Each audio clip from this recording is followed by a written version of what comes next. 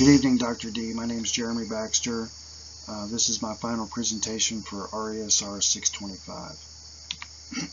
So intro and some really quick questions that we're going to try to answer in this is I currently teach at a private school, at a boarding school, and I have a health studies, I have a graduate degree in health studies, and whenever I started looking at the school, I noticed that they weren't teaching health, and that got me thinking. And so when we back up, we look at like, what are private schools? What is a private school? What role do private schools play in educating the public? What percentage of the public is attending schools? How private schools are performing their role as an educational platform? Are private schools teaching health education? And when we answer that, we get into do athletics, sport programs alone actually teach health education, and do athletic programs in private schools have an effect on enrollment? So what is a private school? And the quick answer is private school is defined by money. All schools are defined by money, unfortunately. And if a school accepts money from the state or from the federal government or from the municipality or county, they are a public school. And then independently funded schools are privately funded schools. So in the United States, what role do schools play in educating our public? And I truly wish that I had an hour to talk about this slide, but I don't. Randall, in his amazing paper, Private Education in the United States, an overview exploring education, he goes into first he goes into like 3 pivotal roles of the Educational Institute, and it's where we send our children to get their personal identity, and second, we send them there for an intergenerational preservation of culture. Things stay. What do we need to know? And we also learn culturally imposed boundaries, what's right and wrong, what's socially acceptable. We learn that at school, outside of the home.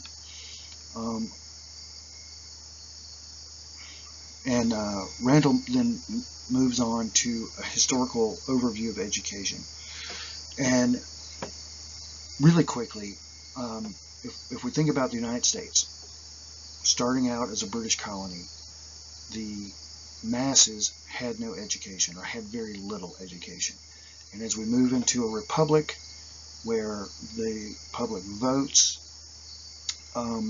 we get into a population that needs at least some education, and that fell to that time the church in the community. Typically the pastor was one, if only, but one of very few that could read and write, and then his responsibility became to teach the children, and people that belonged to the church community would send their children to the pastor during the week. He would teach them to read and write. And that was the initial school systems in the United States, absolutely private schools, not accepting outside money. And then we move on to social, and I want to point out that I may likely be pronouncing a lot of the names in this presentation incorrectly. It's not on purpose. Social is very frustrated with the educational system, not education.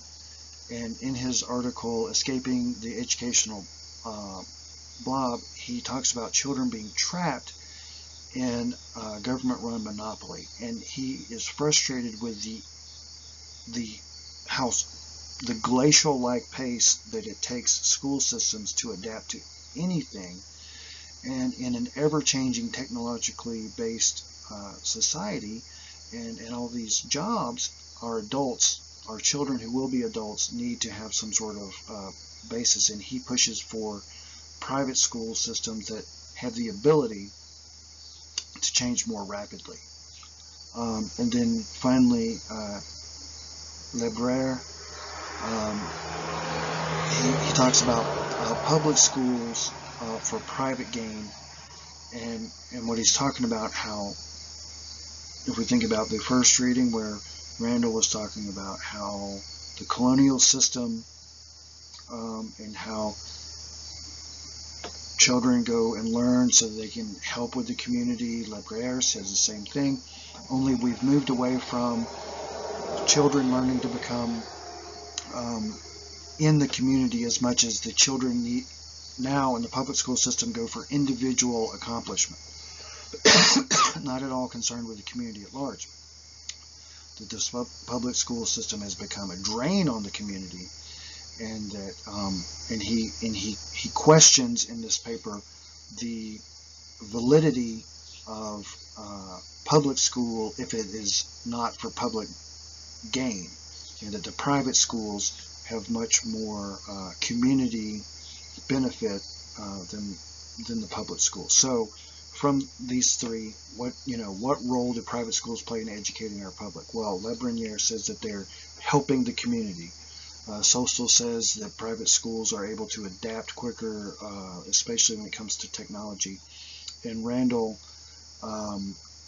lays out the identity and culture and lessons that we give over to the school system to teach our children. And then he gives a historical account from the early days in our colonial all the way to current. Our next question is answered really quickly. What percentage of the population attends private schools? 1 in 10. How are private schools performing their role as educational platform when compared to public schools? And so, a couple different sides here. Pianta and Insuri answered the question in 2018. Does attendance at private schools predict student outcomes at age 15? Evidence from a longitudinal study. Now, background on that quickly is these ladies wrote this paper by Congression. They were asked to answer a question for Congress. Congress is saying, do we need to continue with private school vouchers? And what these vouchers are is they allow underprivileged or extremely poor inner city or minority or rural children to attend private schools. They pay for it, and so why would Congress continue to pay for it if it doesn't do any good? And the answer that they get is kind of a wash. It doesn't matter. They're not really better and they're not really worse. But to get there, they had to say, well, they're not really better and they're not really worse, only if you don't count college acceptance rate, what colleges they're getting into, test scores, placement. If you only look at graduation rate of children who attend the same school for their entire, up until they're 15, that have two parents, then it's kind of a wash. So I would say there's a lot of, they kind of disqualify their answer, and to me they absolutely do answer that, say if you have to put that many qualifiers on it, then private school is better. And Sequi would agree with that in his article, in his 2021 article, In Search of the Best Option, American Private Secondary Schools Education for Upper Middle Class Chinese Teenagers. Briefly, he explains the situation in China, this generation of parents who did not have money and who have come up and who are mostly working for international companies, and then he explains the Chinese educational system, what colleges are available and to whom, and without a doubt, then he explains the American boarding school situation, how many of those children are going to colleges and to what colleges they're going to, how those colleges are internationally ranked, and without a doubt, the Chinese population of middle class are absolutely willing to pay over half of their income so that their children can attend an American, specifically American, private boarding school so that they have the best advantage moving further in life. So, to answer the question, how are private schools performing their role? They're doing quite well. Are private schools in Virginia teaching health education? And we had to, for the purposes of this class, this presentation, there were some other gateway questions that kind of got into that. But here we are. Private schools in Virginia, well, do they even have to teach health education? The answer is no. A private school in Virginia can teach anything that they want. The state does not require any specific curriculum for a private school. Now, without getting into what is health education, what does the state, what does the federal government view as health education, for our purposes here, health education is developing healthy, physically fit, and having good health attitudes as adults. Not sex ed, not talking about STDs, not talking about diseases, that kind of stuff. So, to make children more healthy, physically fit and healthy, most private schools that I talk to require participation in athletics. So, do athletics, is focusing on athletics as a vehicle for health education actually effective in teaching health? And I was actually surprised that the answer is an overwhelming yes. Tamerlan writes, adolescent participation in sports as adult physical activity. Elliott and Moe, in their definition outcomes of a curriculum to prevent disorders in eating and body-shaping drug use, both concur that participation specifically in team-oriented sports for both females and for males have an absolute lifelong effect on healthy behaviors, staying fit, staying fit, not overuse of alcohol, not use the use of tobacco and marijuana was extremely reduced. The amount of depression, anxiety, suicidal tendencies were absolutely lower in physically fit adults and teenagers, and those teenagers, most of them participated in team-oriented sports. So, to answer the question, is focusing on athletics as a vehicle for health education effective? The answer is an overwhelming yes. Do athletics affect enrollment and retention? And Chung and Eggers both agree that it does. But they have to write about this for colleges. These are college articles. So, Chung says in his article, after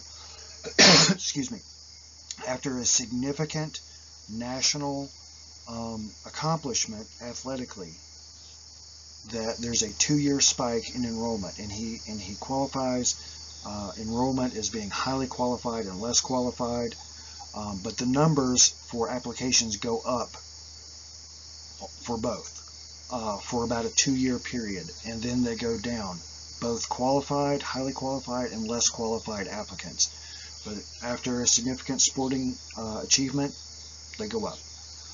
Eckers talks about the negative effects of bowl bans for NCAA football schools, and it's a lot wider than you think. It's not just the money from the network and the money from the commercials and all that kind of stuff. He talks about the role that public opinion plays in applications after an NCAA ban. NCAA ban doesn't happen because everything was good. It happens because you cheated. the institution cheated, and people don't want to be associated with a school that's cheating. They don't want that on their resume. They don't want that name. So, so the effect of public opinion for years after an NCAA ban absolutely affects the school, and not just in the television revenue, but also in the applications, which means tuition.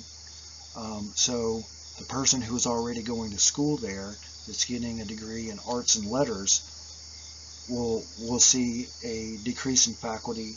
We'll see less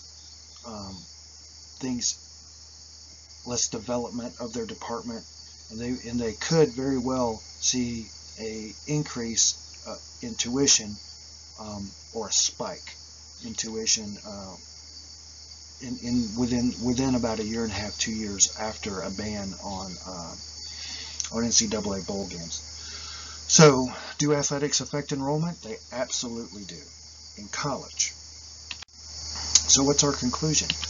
Well, we can see that private schools are defined as being monetarily independent of the state and federal government. We talked about the role of private schools having a significant effect on the community, and we talked about the republic built on independence and necessity for the cultural individuality.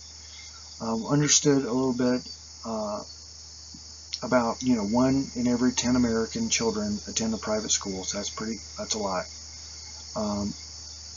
It became quantitatively apparent that yes, private schools do provide very good education, and allow for more opportunities upon graduation. And that we also looked at the fact that many private schools are teaching health education, and yes, that teaching health education through athletic sports does indeed lead to healthy life skills later in life. We looked at the fact that successful or unsuccessful sport programs in colleges does absolutely have an effect on retention. But what we didn't talk about, what we couldn't find anything on, and what really needs to be looked at, or could be looked at, is do successful athletic programs in Virginia private schools affect enrollment. Here's my list of references. And Dr. D, I've truly enjoyed being a part of this class, and I've enjoyed learning with you and learning from you. I hope that we get to see each other in person maybe one day. I hope I have pleasure to work with you again. Thank you so much.